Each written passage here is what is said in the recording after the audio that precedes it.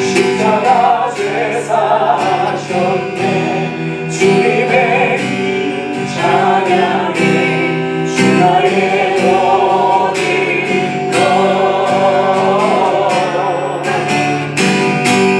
쓰러진 나를 세우고 나의 빈장을 채우네.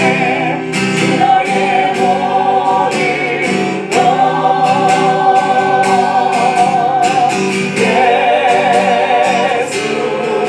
어린 양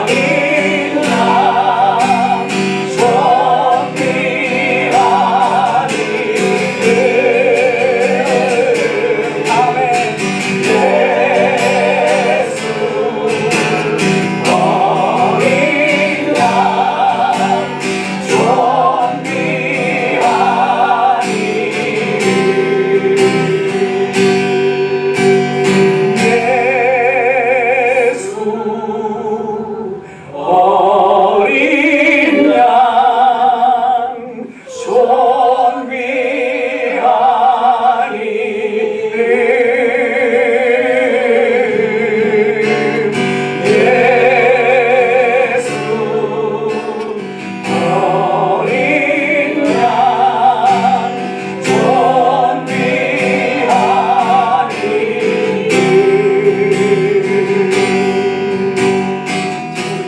자격이 필요합니다. 무슨 자격이 필요할까요? 자격이라는 그런 단어는요, 한자로 미천 자자, 그 다음에 바탕 자자 이렇게 쓰고 있어요. 그 다음에 격자는요, 격식을 차리다 할 때 격식, 격자, 그 다음에 품격에 대한 격자를 사용하고 있습니다. 이러한 글들이 합쳐진 말이 어떤 일이나 지위에 맞는 바탕과 품격을 갖춘 상태를 뜻한다고 합니다. 그러니까 사전적인 의미는요, 특정한 지위를 인정해주는 증명서나 그 다음에 자격증을 말하고 있다고 해요. 근데 본질적인 의미는 이렇습니다. 단순히 시험을 통해 합격을 갖는 것을 말하는 것이 아니라 그 자리에 설만한 내적 준비와 또한 외적 인정이 갖추어진 상태를 말하고 있습니다. 그러니까 즉 내적 준비란 무엇이냐면요, 나의 내면을 말하는 것인데 내적인 인격이 얼마나 준비가 되어 있느냐 하는 것입니다. 내 안에 내적인 그 인격이 얼마나 준비가 되어 있느냐. 그러니까 인격에도 자격이 필요하다는 것이에요. 또한 외적 인정이란 보여지는 부분에서 내 자신에게는 물론 다른 사람에게 인정을 받고 있느냐 하는 것이에요. 어떤 인정을 받고 있느냐. 과연 여러분이 인격이 다른 사람에게 어떻게 인정을 받고 있다고 생각하십니까? 혹시 여러분 가운데 운전면허증 없이 운전하시는 분 계십니까? 혹시 고발은 안 할 테니까 한번 손을 들어주시기 바랍니다. 없죠? 아무리 운전을 잘한다고 주장해도 법적으로 면허증이 있어야 도로로 나갈 수 있고 운전할 수 있는 것입니다. 운전면허증도 없이 할 수는 없어요. 그러나 만약에 운전면허증 없이 운전을 하다가 혹시라도 걸리면 법적 처벌을 받게 되어 있다는 것입니다. 면허증은 단순한 종이가 아니라 자격이 있음을 증명하는 증표입니다. 그렇기 때문에 운전을 하기 위해서는요, 무조건 운전면허증을 취득해야 하는 것입니다. 이것이 법이에요. 이런 법을 어기게 되면 문제가 생기게 됩니다. 삶에 있어서 굉장히 고달파져요. 우리의 신앙도 마찬가지입니다. 우리가 스스로 아무리 그리스도인이라 말을 한다고 해도 하나님이 인정해주는 그러한 증표가 있어야 한다는 것입니다. 그렇다면 그 증표는 무엇일까요? 그렇습니다. 그 증표는요, 예수 그리스도의 십자가예요. 그리스도인들은요, 예수 그리스도의 십자가를 갖고 있어야 해요. 그 증표가 없으면 안 됩니다. 꼭 그 증표가 있어야 돼요. 여러분은 구원이라는 그런 천국 열차를 탈 수 있는 그 증표가 있어야 그 열차를 탈 수가 있는 거예요. 그래서 천국으로 갈 수 있는 거죠. 이 증표는 곧 하나님 나라의 시민으로서 이 땅에서 나의 정체성을 말해주고 있기 때문입니다. 또한 이 정체성은요, 여러분이 하나님의 자녀임을 증명해 줄 수 있다는 것이에요. 여러분 스스로 내가 누구인지를 발견할 때 여러분을 통해서 하나님께서 영광을 받으신다는 사실을 여러분 잊지 마시기 바랍니다. 바울이 그랬어요. 바울이 그리스도를 다메섹 도상에서 만난 후에 자기 자신의 정체성을 깨닫게 됩니다. 네. 예수 믿는 사람들을 죽이려고 했던 그 사람이 예수님을 만난 다음에는 자기를 깨달아요. 내가 어떤 사람인가를 깨닫게 됩니다. 그리고 나서 어떻게 해요? 하나님께 영광을 드리는 삶을 살아요. 자기 자신을 모두 다 하나님께 바칩니다. 그렇기 때문에 여러분 스스로가 나는 누구인가를 깨닫는다는 것은 너무나도 중요하다는 것이에요. 여러분이 인정하든 인정하지 않든 그건 매우 중요한 일입니다. 여러분이 성경을 읽고 말씀과 실험하며 묵상하고 또 강단에서 선포되는 말씀을 듣고 그 하나님의 말씀대로 살아간다는 의미는요, 내가 하나님의 백성임을 뜻하는 것이에요. 내가 하나님의 백성, 내가 하나님의 자녀임을 나타내는 것입니다. 세상 사람들은 성경 말씀에는 관심이 없습니다. 아니, 알 수도 없어요. 또 알고 싶어 하지도 않고요. 그들은 십자가의 증표가 없습니다. 그렇기 때문에 말씀하고 나하고 상관이 없다고 생각해요. 그런데 그들에게 성경은 그저 검정색은 그리요 하얀색은 종이다, 그런 마음으로 성경을 바라볼지도 모르겠어요. 그러나 세상 사람들도 성경 말씀을 이해하지 못하면서도 그 말씀을 인용을 합니다. 내 눈에 들보는 보지 못하고 다른 사람의 눈에 들어있는 티를 본다는 그러한 말씀을 인용하는 것을 보게 돼요. 딱 자기 자신을 향한 말인데 그것도 모르고 다른 사람을 가르치려고 한다는 것입니다. 그 말씀의 의미를 모르면 그렇게 될 수가 있어요. 세상 사람들은 성경 말씀을 꼭 자기의 입맛대로 인용하는 것을 봅니다. 그러나 여러분은 어떻습니까? 여러분은 어떠세요? 성경을 읽을 때 검정색은 글이요 또 하얀색은 종이다라고 생각하십니까? 그렇게 보고 계십니까? 아닙니다. 우리 그리스도인들에게 하나님의 말씀은 곧 능력이요 힘이 되는 것입니다. 아멘? 그러므로 여러분의 정체성의 본질은 곧 성경 말씀이 되어야 한다는 것이에요. 다른 데서 찾으면 안 돼요. 성경 말씀을 비춰봐서 여러분들을 찾을 수 있습니다. 내가 누구인가를 성경 말씀은 말해주고 있어요. 여러분, 성경 말씀대로 살아가려고 애쓰는 사람들입니다. 여러분 아멘이십니까? 하나님의 말씀만이 우리를 살리고 우리를 구원한다는 것을 믿는 사람들이에요. 우리는 아멘이십니까? 그렇습니다. 우리 그리스도인들은요 세상 사람들과 달라야 돼요. 뭐가 달라야 됩니까? 이스라엘 백성들이 하나님의 징계를 받게 되는 이유가 무엇입니까? 여러분이 잘 알다시피 하나님의 말씀에 순종하지 않기 때문에 그래요. 순종하지 않기 때문에 그 징계를 그대로 받습니다. 성경 말씀이 그래요. 여러분, 이런 생각을 하셔본 적이 있습니까? 세상 사람들은 잘 되는데, 잘 사는데, 풍요롭게 사는데 나는 왜 이렇게 지질이 궁색맞게 살아가지? 하고 생각해 본 적 있어요? 저는 그랬어요. 그러면서 한탄하고 하나님을 원망한 적은 없습니다. 그런데 그런 마음은 든 적이 있어요. 나는 왜 이렇게 지질이 궁색하게 살아가지? 왜 우리 아버지한테서 내가 태어나가지고 왜 이렇게 살아가지? 이런 생각, 이런 부모님 원망하는 그런 삶도 살아본 적이 있습니다.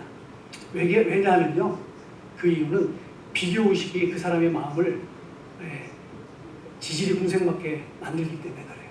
비교의식이. 누군가를 바라보고 비교하는 것. 지질이 궁색한 마음을 가진 사람은요 그렇게 살 수밖에 없습니다. 아무리 풍요 속에 산다 해도 마음이 지질이 궁색 맞으면 그 사람은 그 마음을 바꿀 수가 없어요.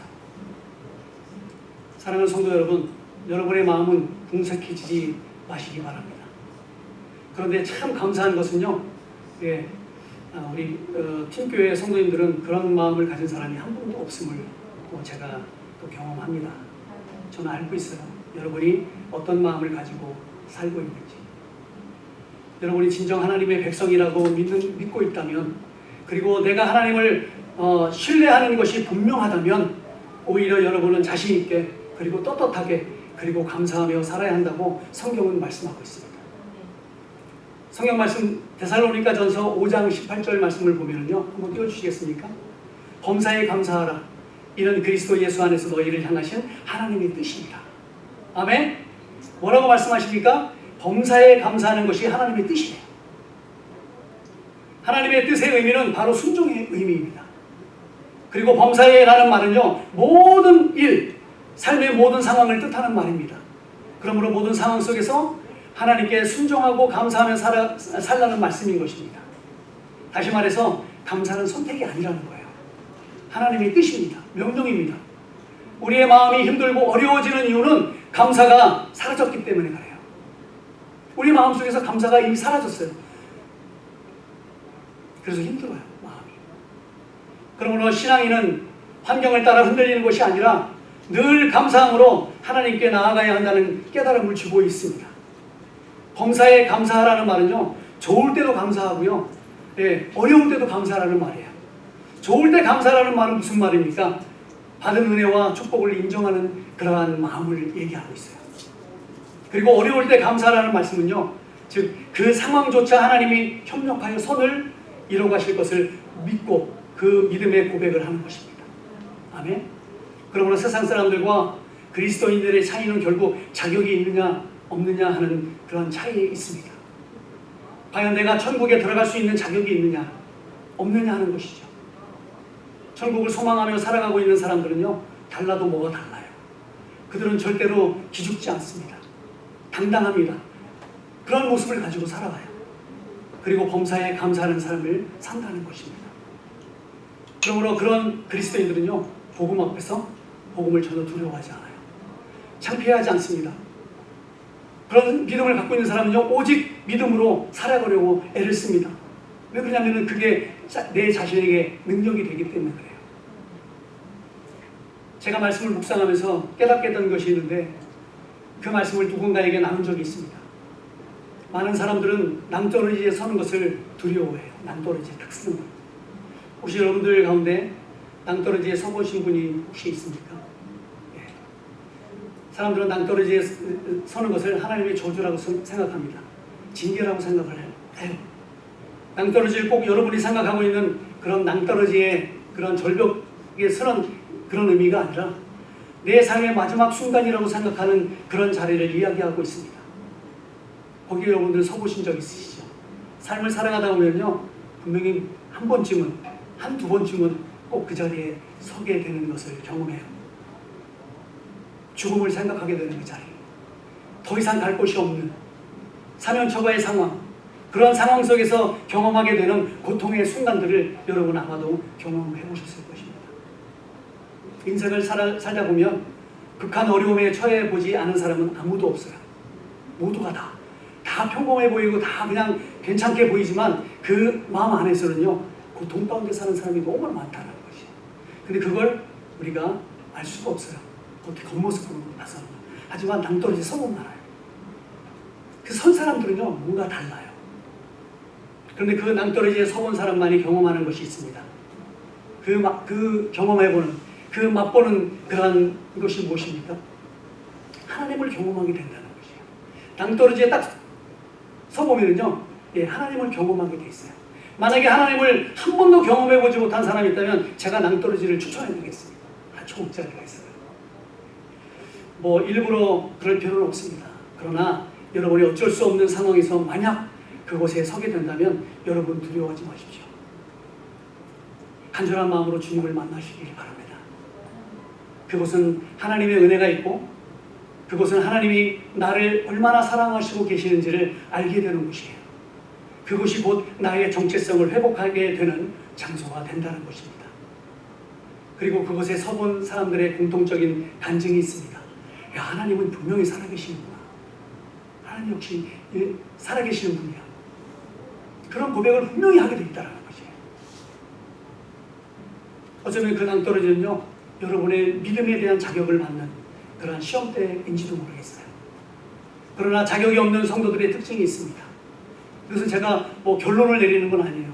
근데 보편적으로 자격이 없는 분들의 그러한 모습이 있는데 대부분이 교회를 쇼핑하고 다녀요. 신앙생활하는 게 아닙니다.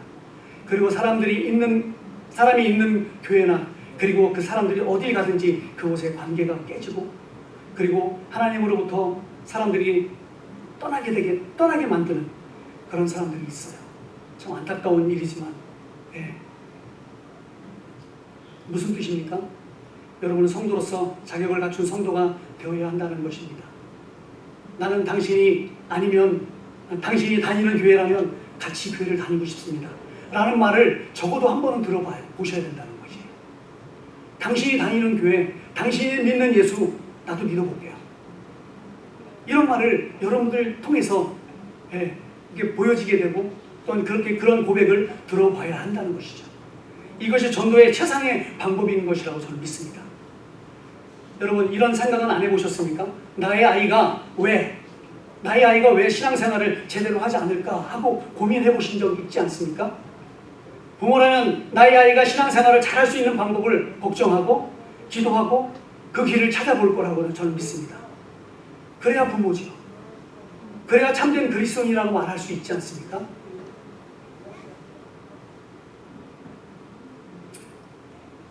그래야 우리가 하나님의 자녀인 것을 보여줄 수 있는 것입니다. 그런데 나의 아이가 신앙생활을 제대로 하지 못하는 이유가 바로 부모인 나에게 있다라는 생각은 안 해보셨습니까?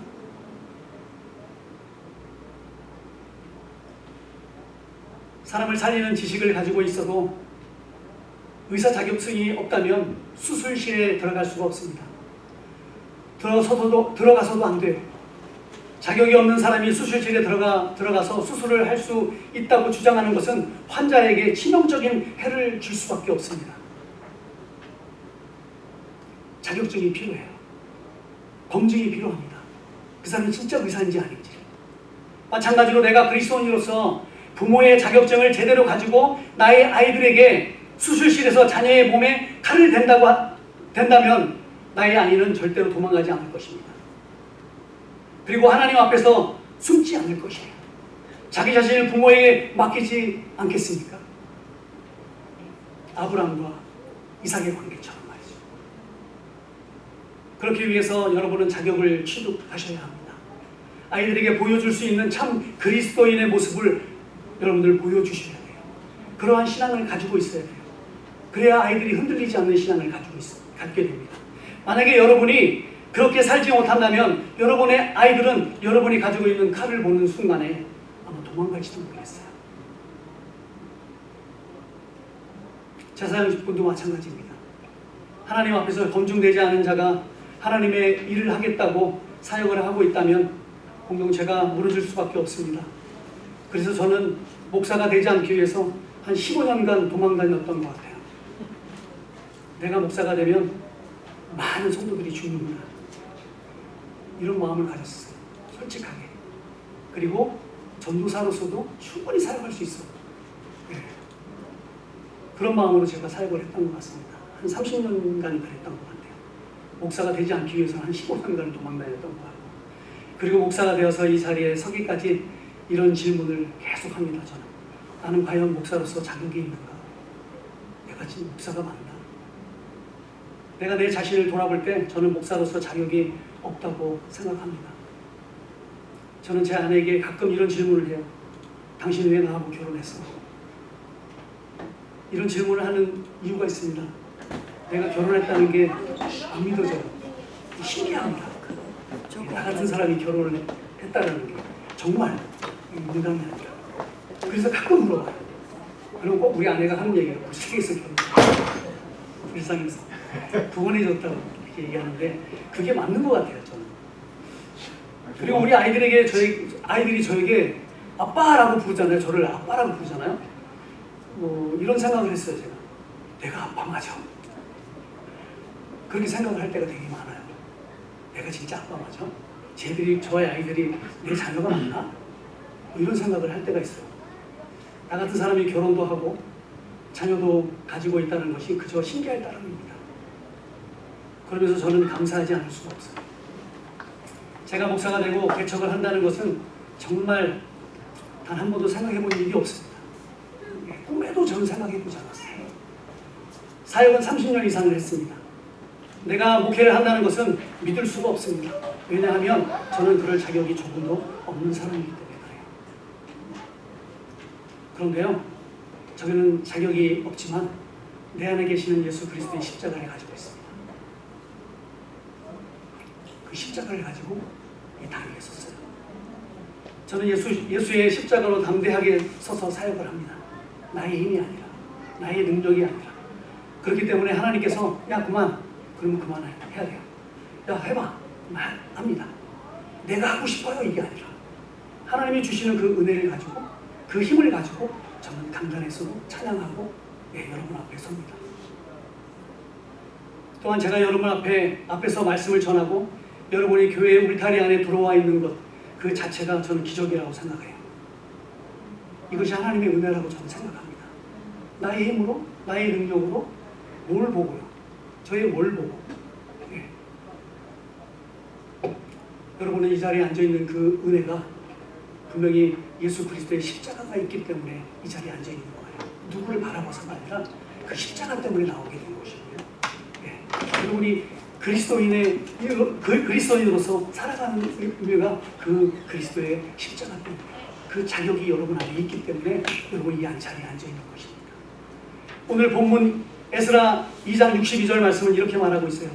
이 족보 가운데 자기 이름을 찾아도 얻지 못한 거로 그들을 부정하게 여겨 제사장의 직분을 행하지 못하게 하고. 이 말씀을 읽는데 와 마음이 확 내려앉았어요. 제가. 여기서 자격에 해당하는 단어가 세 군데 있는 것을 볼 수 있는데요. 첫째가 얻지 못한 거로. 자격이 없으면 얻지 못해요. 둘째는요 부정하게 여겨라는 단어입니다. 자격이 없다는 것은요 부정하다는 의미예요. 셋째는요 행하지 못하게 하고. 자격이 없는데 어떻게 일을 할 수 있습니까? 한마디로 자격이 없는 사람의 특징은 자격을 얻지 못하게 되면 정식으로 일을 할 수 없기 때문에 부정한 일을 하며 먹고 살 수밖에 없다는 것이에요. 만약에 목사가 목사로서 자격을 갖추지 못한다면 나는 어떻게 해야 합니까? 만약에 성도가 성도의 자격을 갖추지 못한다면 여러분은 어떻게 해야 됩니까? 에스라 1장의 모습은요, 바사왕 고레스 원년에 여호와께서 예레미야를 통해서 하신 말씀을 우리 바사왕 고레스의 마음을 감동시켰습니다. 그리고 고레스 왕은 온 나라에 공포하여 조서를 내립니다. 그리고 유다의 백성들이 남유다로 내려가서 예루살렘을 다시 재건할 수 있도록, 건축할 수 있도록 합니다.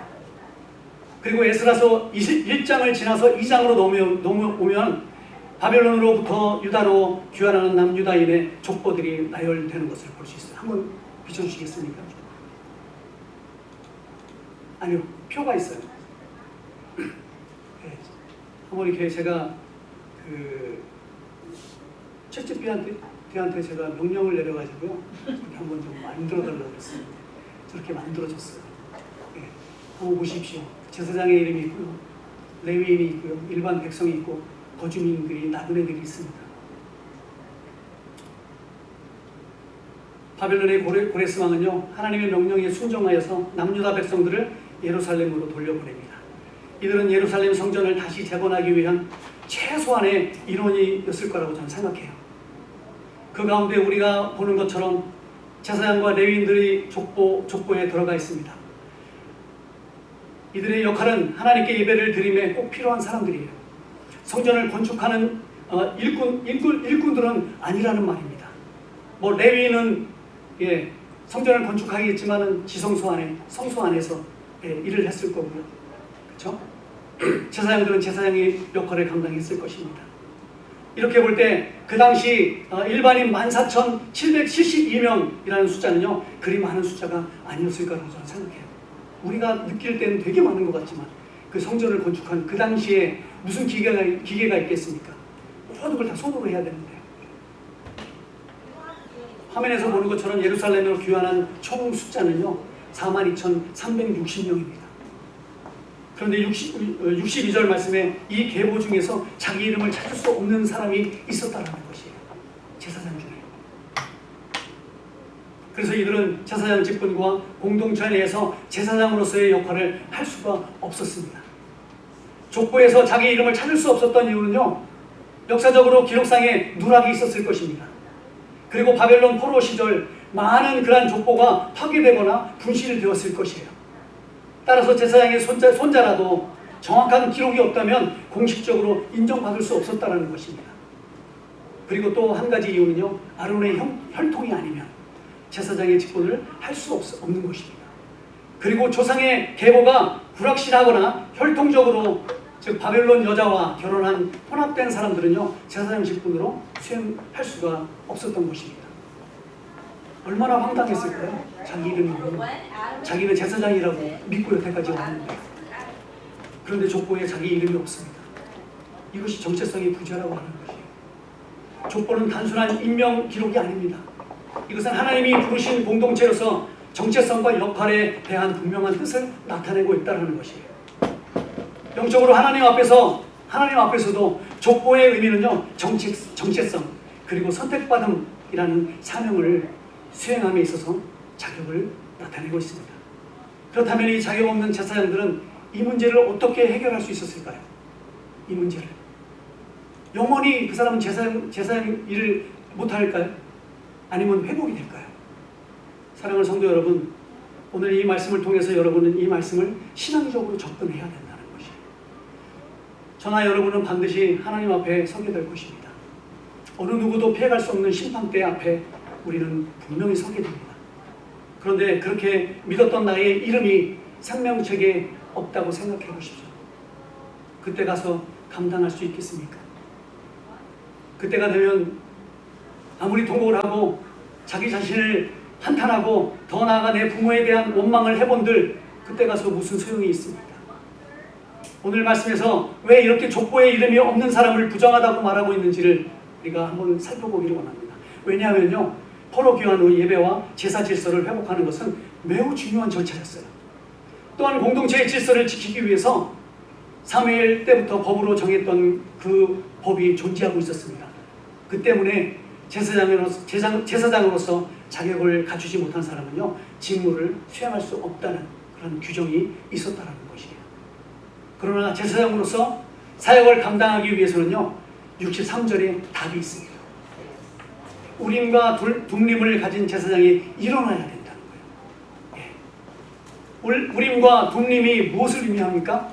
이것이 대제사장이 하나님의 뜻을 묻는 도구로 사용됐던 것이에요. 그림 하나 보여주시겠습니까? 예. 우림과 둠림. 예. 우림은요 하나님의 뜻을 비춰 드러내는 것이라는 의미를 가지고 있습니다.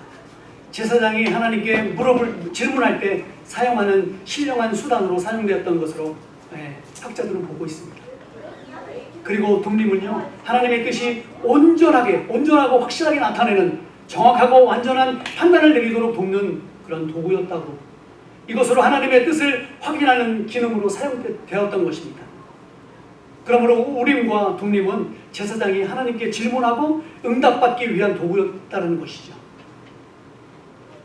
하나님, 전쟁에 나갈까요 말까요? 내가 싸움을 이기겠습니까 지겠습니까? 내가 어떻게 하면 됩니까? 라는 그런 질문과 하나님께서 주시는 응답을 받는 것이에요. 그러므로 63절 말씀에 우림과 둠림이 일어나야 한다라는 의미는 하나님과 소통을 의미하는 것입니다. 그 소통이란 하나님의 음성을 듣는 것을 의미하는 것입니다. 제사장이 하나님과 소통할 수 없다면, 그러나 없는 상태라면 진정한 하나님과의 관계 가운데서 온전한 직분을 감당할 수 없었다는 것입니다. 사랑하는 성도 여러분, 만약에 여러분이 하나님과 온전한 소통을 하고 있지 못하다면 우림과 둠림이 여러분 안에 일어나야 합니다. 다시 말해서 대제사장이 되시는 예수 그리스도가 여러분 안에 일어나야 한다는 것입니다.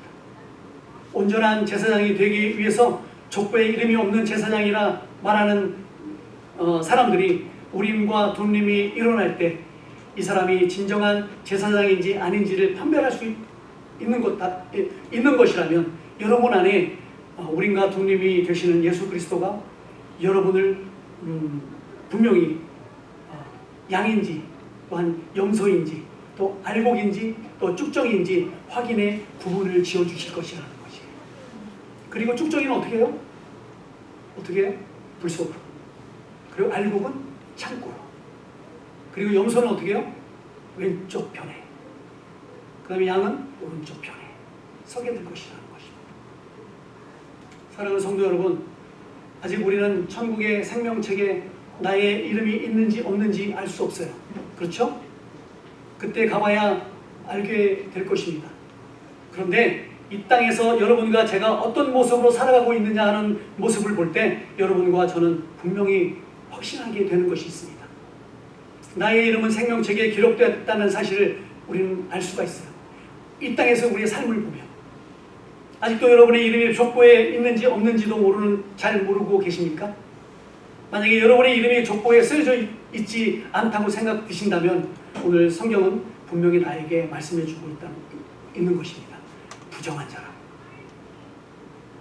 그것을 믿지 못하는 자는요, 부정한 자라고 말하고 있어요. 여러분, 부정한 자로 계속 사시겠습니까?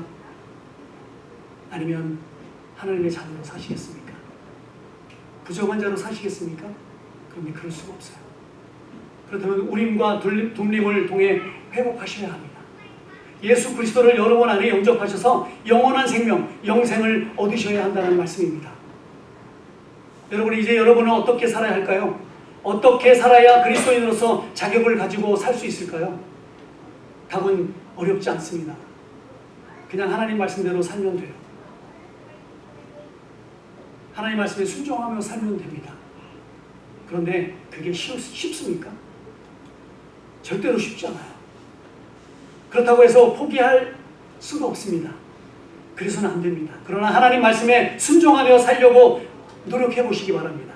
여러분은 그런 자격이 있어요. 왜냐하면 여러분 안에는 이미 우림과 둠림이 되시는 예수 그리스도가 있기 때문에 그렇습니다. 예수 그리스도가 여러분 안에 있다면 여러분은 절대로 의심하지 마시기 바랍니다. 그러나 진짜 예수 그리스도가 여러분 안에 있는지는 날마다 여러분들이 확인하셔야 돼요. 예. 말씀을 읽겠습니다. 사랑하는 성도 여러분, 여러분은 예수 그리스도의 이름으로 그리스도인이란 자격을 가지셨습니다. 아멘. 다시 한번 부탁드립니다. 절대로 여러분은 부정한 자로 여겨지는 그런 삶을 살아서는 안 됩니다. 자기가 그리스도인인지 아닌지도 모르고 자기가 목사인지 아닌지도 모르고 자기가 자기의 정체성도 깨닫지 못하는 삶을 살아서는 안 돼요. 자격은 그저 주어지는 것이 아닙니다. 그러나 여러분 안에 예수 그리스도가 있다면 여러분은 천국 생명책에 분명히 여러분의 이름이 있을 것을 믿습니다. 저는 확신해요. 이제 여러분은 자격이 필요하십니까? 아니면 자격을 가지고 계십니까? 이 질문 앞에 서야 돼요. 여러분 자격이 필요하신 분입니까? 아니면 여러분 자격을 가지고 계십니까? 우리 옆사람에게 이렇게 고백하겠습니다.